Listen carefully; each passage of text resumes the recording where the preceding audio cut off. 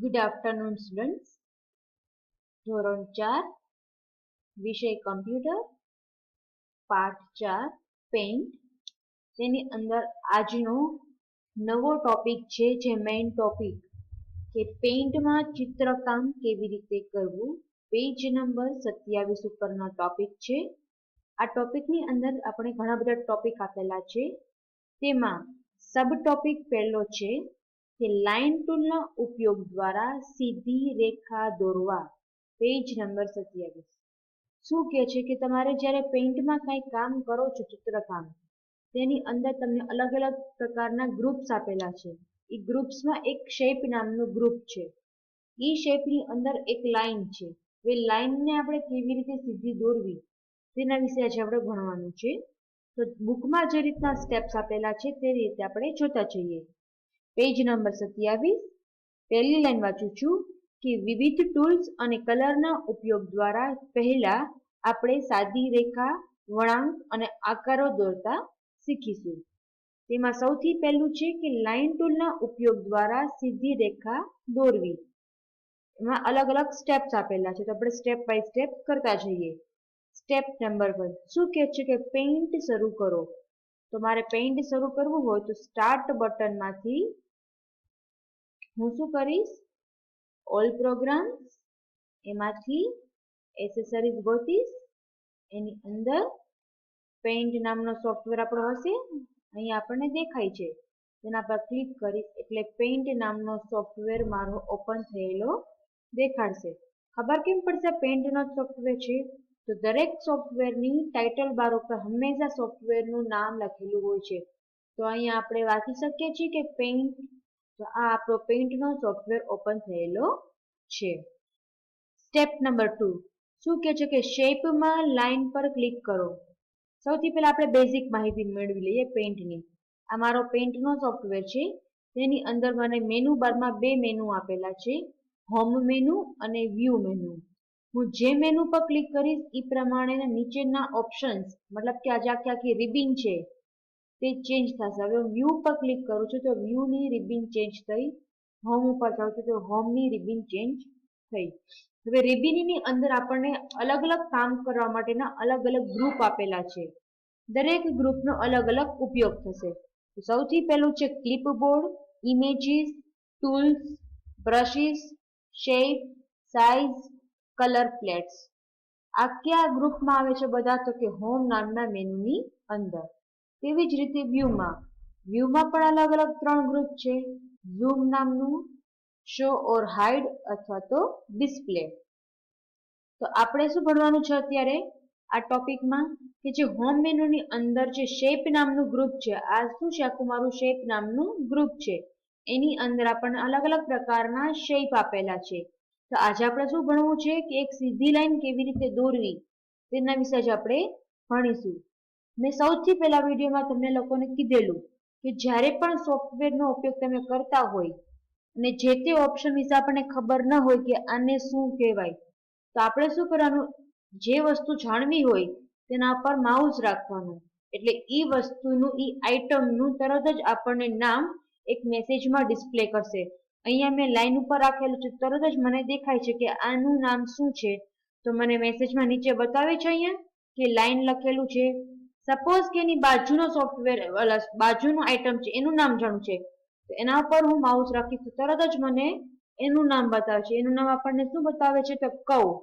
તો જ્યારે તમે સોફ્ટવેરમાં નવા હોય અથવા તો જે તે વસ્તુ જે આપણને ખબર ન હોય કે એનું નામ શું છે, તેના પર આપણે નામ એરો રાખશું, માઉસ એરો, તરત જ આપણને તેના વિશેની માહિતી ડિસ્પ્લે કરશે. અહીંયા મેં એ ઉપર રાખેલું છે તો મને શું બતાવે છે? તો ટેક્સ્ટ. તો ટેક્સ્ટનો ઉપયોગ શું છે કે જ્યારે તમે કોઈ પણ પિક્ચર લીધેલું હોય, પિક્ચરની અંદર તમારે કંઈ પણ લખાણ લખવું છે, ટેક્સ્ટને એડ કરવી છે, ત્યારે આપણે એનો ઉપયોગ કરીએ છીએ.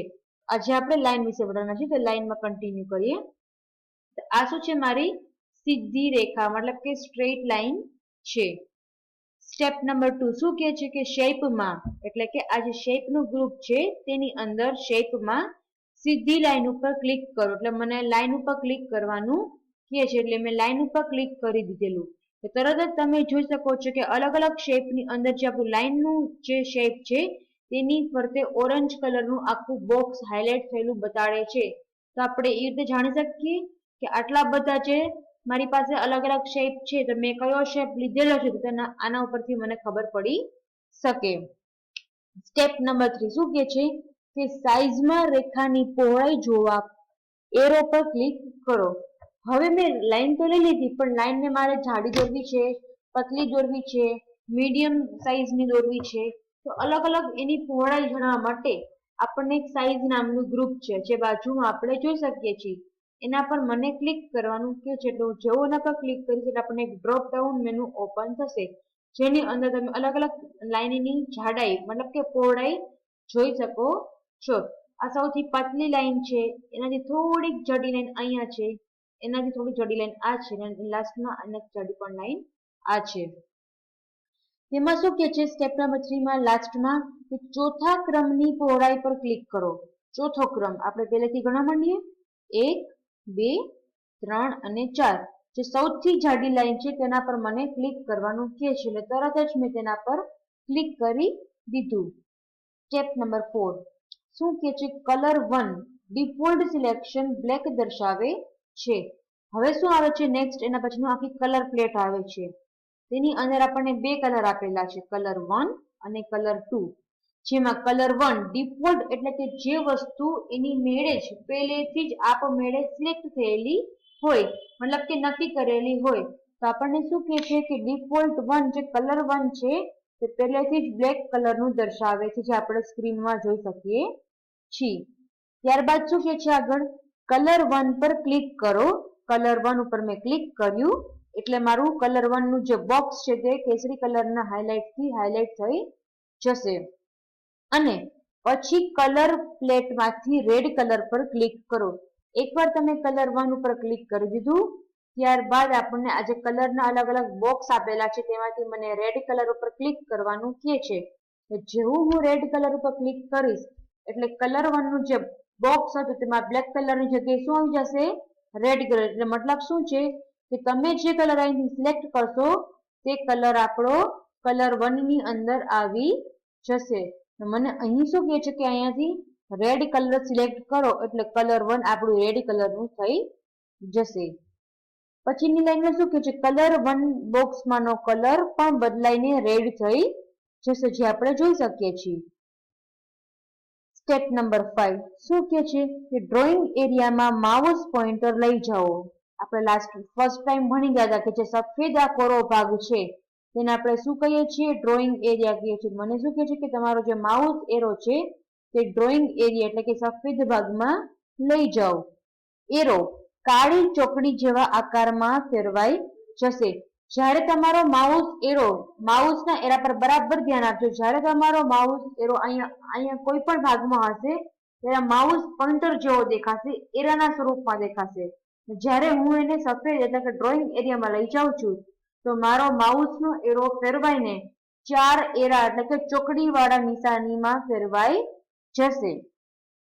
સ્ટેપ નંબર 6 શું કહે છે કે રેખા દોરવા માટે માઉસનું લેફ્ટ બટન દબાવેલું જ રાખીને માઉસ પોઇન્ટર ઉપર નીચે ડાબે કે જમણે તરફ ડ્રેગ કરો. રેખા દોરાઈ ગયા પછી માઉસ બટન છોડી દો.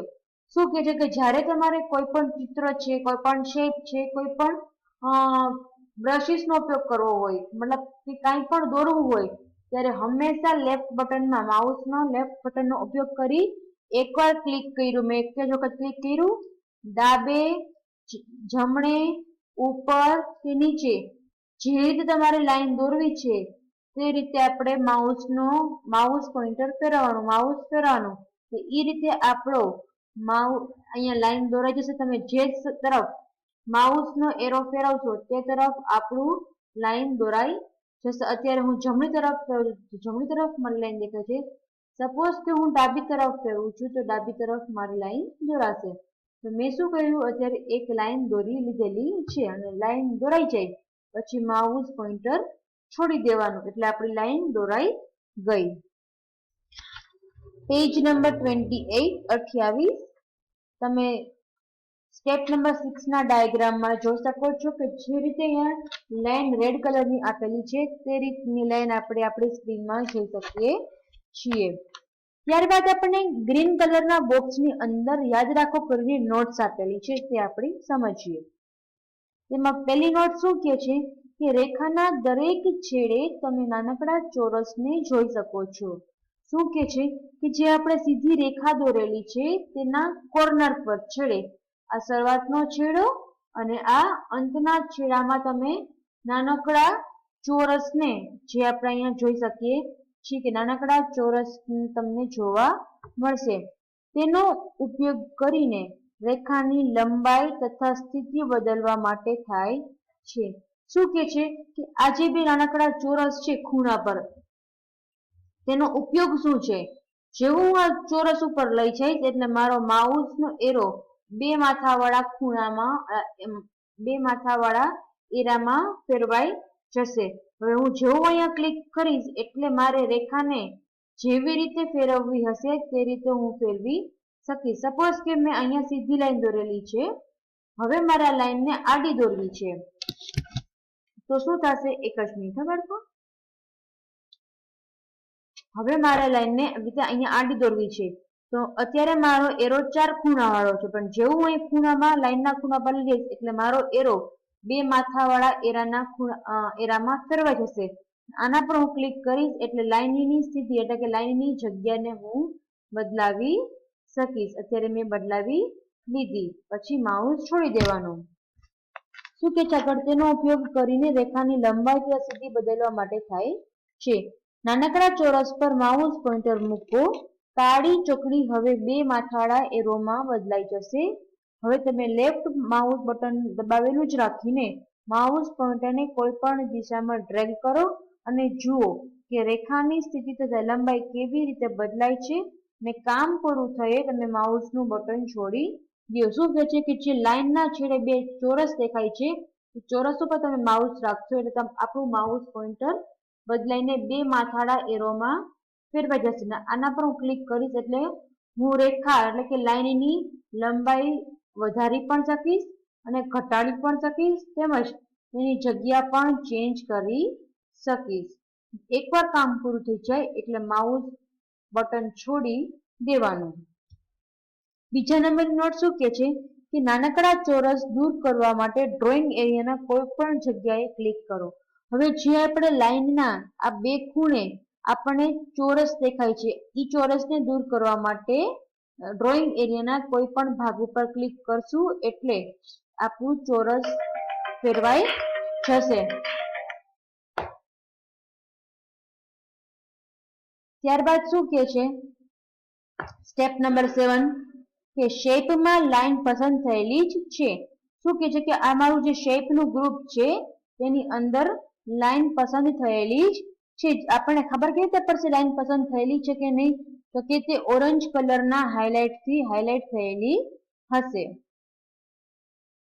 ત્યારબાદ શું કહે છે? સ્ટેપ નંબર 8 કે સાઈઝમાં રેખાની પહોળાઈ જોવા માટે એરો પર ક્લિક કરો. ત્રીજા નંબરની પહોળાઈ પસંદ કરો. હવે આ સૌથી જાડી રેખા મેં દોરી હતી. હવે આનાથી મારે એક સાઈઝ પતલી રેખા દોરવી છે. જે સાઈઝનું ગ્રુપ છે તેમાંથી મને એક સાઈઝ નાની એટલે કે ત્રીજા નંબરની રેખા પર ક્લિક કરવાનું કહે છે. આનાથી પતલી રેખા હું દોરી શકીશ. સ્ટેપ નંબર 9 શું કહે છે કે કલર 1 પર ક્લિક કરો અને પછી કલર પ્લેટમાં ગ્રીન કલર ઉપર ક્લિક કરો. એકવાર તમે અહીંથી સાઈઝ નક્કી કરી લ્યો છો ને પછી આપણે અહીંથી કલર ચેન્જ કરી શકીએ છીએ. અને હવે આપણે રેખાને દોરી પણ શકીએ છીએ. આપણે જોઈ શકીએ છીએ કે રેડ કલર કરતા જે ગ્રીન કલરની લાઈન છે તે થોડીક પતલી છે. Step number 10 dragging area dragging દ્વારા રેખા દોરો છે. આપણે રેખા દોરેલી છે. સ્ટેપ નંબર 11 આ પ્રમાણે વિવિધ પહોળાઈ તથા રંગોવાળી રેખાઓ દોરો. શું કહે છે?